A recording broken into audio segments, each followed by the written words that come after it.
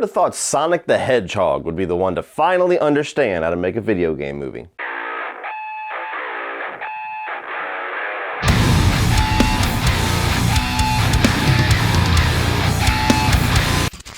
So Sonic the Hedgehog 2 tells the story of Sonic living out his life in Green Hills when a mysterious flying fox comes in to tell him of the impending threat of Knuckles and the returning threat of Dr. Robotnik. What's up, guys, and welcome to my review of Sonic 2. Now, surprisingly, this is actually a movie that I've been looking forward to for a while. I really enjoyed the first film. Not necessarily a movie I would rewatch very often, but as somebody who grew up with the Sonic games, the Sega Genesis games, to where Sonic 2 was actually my first video game ever, so always have a special place in my heart for that.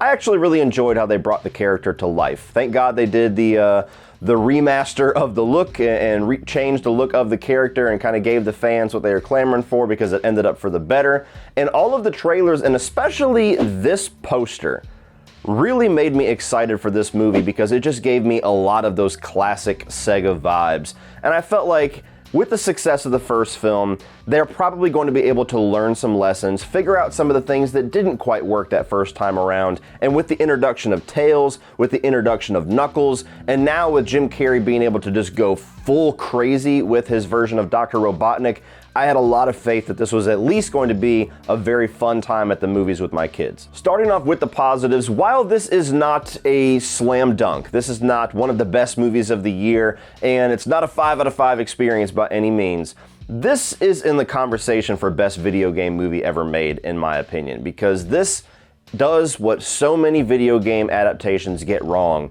and that it holds on to the heart of why we loved these games in the first place. It holds on to the characters, it holds on to the character relationships, it has a lot of the visual style that we want from an adaptation like this. There is so many in-jokes and Easter eggs and little visual gags that just put a smile on your face if you were somebody that was holding on to a Sega Genesis controller in the early 90s, experiencing these games back in their prime. These rings signify the commitment.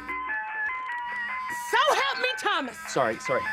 And despite the fact that there was a couple of things along the way that I will be talking about that I still think they can do better, as a video game adaptation, I thought that this was extremely respectful. It was so much fun. And I felt like all of us adults that were fans of these video games connected to this material just as much as my kids who had never played a Sonic game in their life. Sonic continues to be a very fun character, and I like the way that they bring him to life, his sense of humor and his charisma on screen. But when you introduce Tails and you introduce Knuckles into this, it's just magic. Oh, great, the Winter Soldier. If you're a fan of these characters, if you're a fan of this world, seeing them interact, seeing that buddy interaction between Sonic and Tails, where one is very kind of timid and more technological, where the other one's kind of like the more cool, free-spirited hero, and watching them kind of put their wits together to take out this threat. When you get Knuckles brought in here, voiced by Idris Elba, he is so much fun. He is such a great presence on screen and such a great welcome addition to these movies. And he was probably the standout of the movie, to be honest with you. The sense of humor and the way that that character interacts with this world and interacts with these characters was just continuously the standout scenes throughout the film. And it's a very similar attitude and a very similar personality to Drax from Guardians of the Galaxy. He takes things very literal. He thinks of himself as like the ultimate warrior of the universe, and everything that he says is just with like this gusto and gravitas, like it's so much more epic than it actually is. And so it was so much fun to see a character like that brought to life, to where it really does feel like the character of Knuckles that I knew from Sonic the Hedgehog 3 brought to life in a way that is fun for modern audiences. Of course, you've got to talk about Jim Carrey, who possibly is retiring after this movie, or at least taking a bit of a hiatus. But if this is the last that we see of Jim Carrey, I actually think it's a very bittersweet full circle moment, because his performance in the first film, and then especially this film as Dr. Robotnik, as Eggman, I think just harkens back to that classic 1990s Jim Carrey that made all of us fall in love with this guy back in the Mask days and Dumb and Dumber and Ace Ventura. He's tapping into that energy again, and I have not seen that version of Jim Carrey in so long that I miss it. As soon as he's on screen and he's doing his little visual gags and his little robot voice and doing those classic little facial expressions that we love this guy for, it just warmed my heart. I think he's a great addition to this franchise. Even if he does retire, I think he's so amazing in this role that they're never going to recast him. So they've even said, I think, possibly there was a article that I saw that said, we're not going to be recasting Jim Carrey. So he just owns the role of Dr. Robotnik. Again, makes it his own thing. It's a very Jim Carrey role.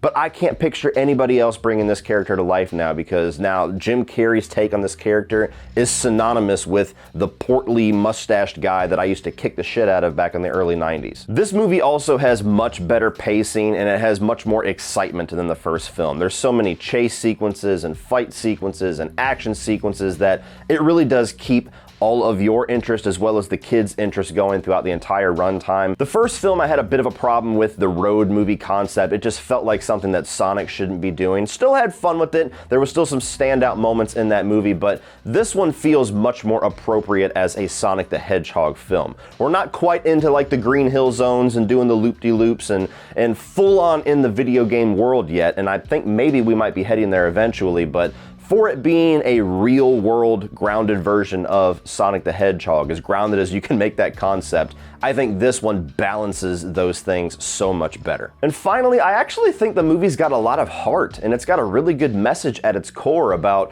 rising to the occasion, and you're gonna be the hero when the moment chooses you, not when you decide to be the hero. And I always like when you can have a movie like that that's meant for families, that's meant for adults and kids alike, that does have something that you can discuss. It does have something that it can kind of teach your kids along the way. They can watch Sonic do the loop-de-loops and have fights with Knuckles and blow up giant mech suits from Dr. Robotnik, but they can also learn a little bit from life about this movie. So it's always good when you see a film like this that can have some kind of a message in there and actually make the message effective and not just some throwaway thing that they're wasting their time with. As far as the mixed aspects, I have to say that the humor was mixed for me, and I think that's just kind of the devil of doing a movie like this where you have adults and kids alike. You have to have very dumbed down humor, very low-hanging fruit humor like poop and fart jokes for kids to laugh, while you also have to have more adult situations and a little bit more situational comedy for adults to laugh at. But I don't know if they quite balanced it very well in this. For as well as they balance all of the visual concepts of how to do a Sonic the Hedgehog movie, I felt like the movie was constantly fighting with itself on who it's trying to make laugh. There's these really low-hanging fruit jokes that I didn't really hear any laughs in the theater, especially when they're in subtitles, so really young kids aren't even really going to be able to read that quickly, so that was a bit of a fail. But there's also a whole segment in this movie. There's like a 10-minute detour the movie takes with this wedding sequence. Randall, give me the ring, please. Just. Okay, Randall, don't look at him. Look at me. Randall, one sec.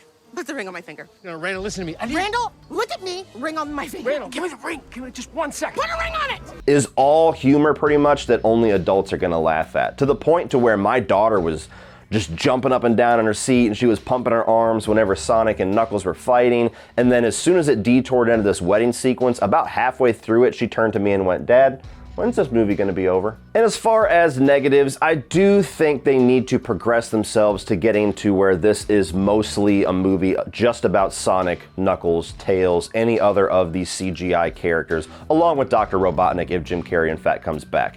I think we need to start tapering back on the human characters. I love James Marsden. I think his character is very fun. The interaction with Sonic is fun, and some of the side storyline that's going on with him and his sister-in-law and everything like that was entertaining enough for having this real-life, real-world distraction within this Sonic movie. But I think the movies are going to be much better when we can finally just strip ourselves from that. I don't think anybody's going to miss that. I don't think anybody's going to call foul on James Marsden's character or his wife or any of the other side characters not being in the third film. The movie works best when it is focused on Sonic and Tails and Knuckles and Robotnik. And eventually I think we need to get to where we have Green Hill Zone or some of the actual levels of the video games being these worlds that these characters have to go to and the movie's going to be much more fun for adults and kids alike. So as much as this is one of the better versions of having CG, cartoony characters interacting alongside real life people, I think we've had enough. 2 movies is enough. It worked okay. Let's move on to just focusing on the characters that we're actually here to see. And going along with that, this is a nitpick, but there was a couple sequences that to me didn't even make any logical sense because they had to be in the real world. Like as soon as Knuckles actually shows up and starts chasing Sonic and Tails, they're running away from him in a police squad car. And he's just getting right on their ass, and they're sitting there driving away like, oh my God, he's nailing it. I'm like, get out and run. You're Sonic. What are you doing? And so there's moments like that where I'm like, that makes no logical sense for that character to be doing that, but we have to do that because we're stuck in this real world. So just kind of an asterisk to throw into my previous point. All in all, guys, this is not going to be one of my favorite films of the year, but I certainly had a very good time watching this with my kids, and I think that there is a lot of potential for this franchise going forward that they still have yet to tap into. So really enjoyed the characters, really enjoyed seeing Knuckles and Tails finally into this world. As somebody who has been a Sonic fan since 1993, they did a lot of things right with this. So while we're still not quite there, while we still haven't quite gotten the X-Men or the Batman Begins or the Iron Man that is going to set the stage for this new era of video game movies, I think this is certainly one of the best ones that we have ever gotten. So if you're a Sonic the Hedgehog fan, and especially if you have some kids, there is a lot of fun to be had with this sequel. Definitely take everybody out and have a good time at the theaters as a family, and when it comes out on video, go out and buy it. So what do you guys think of Sonic the Hedgehog 2? Were you a fan of the first film, and how did this one compare to that first film for you? Have you been a Sonic fan your entire life? What is your favorite video game movie? I'm actually thinking about doing a top 10 video game movies video this weekend to kind of follow up the Sonic conversation, so keep an eye out for that. Thank you guys for watching. As always, be sure to like and share this video if you enjoyed it, and hit that subscribe button. I don't talk about these more family-friendly movies too often, but when I do, you can be sure that it's either an absolute disaster or it's really good and worth checking out, which this one absolutely is. So once again, thank you for watching, and as always, guys, remember, opinions are like assholes, but that doesn't mean that you have to be.